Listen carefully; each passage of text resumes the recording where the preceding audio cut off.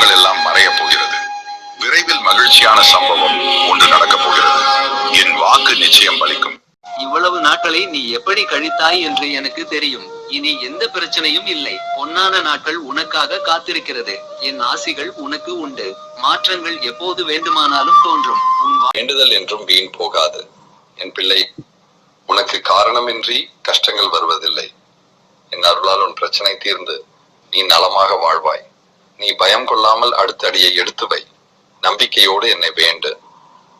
எப்போது திருச்செந்தூரில் என் தரிசனம் கிடைக்கும் என்று நீ ஏங்கிக் கொண்டிருக்கிறாய் என்பதை நான் அறிவேன். நீ விரும்பியபடி என் தரிசனம் விரைவில் உனக்கு கிடைக்கும். நீ திருச்செந்தூர் வருவாய். கடல் அலைகள் உன்னை வரவேற்கும். நான் வரங்களை உனக்கு அள்ளித் தருவேன். தயாராக இரு. ஒருபோதும் கைவிடுவதில்லை. நீ கேட்டவற்றை உனக்கு கிடைக்க செய்வேன். நன்மையும் தீமையும் மாறி மாறி வருவதுதான் வாழ்க்கை. என்னை வணங்கும் உனக்கு தீமையின் தாக்கத்தை குறைத்து நன்மைகள் அதிகம் நடக்கும்படியாக உன் வாழ்வை இப்போது நான் நடத்தி வருகிறேன். வாழ்வின் நல்ல மாற்றங்கள் நீ நினைத்து பார்.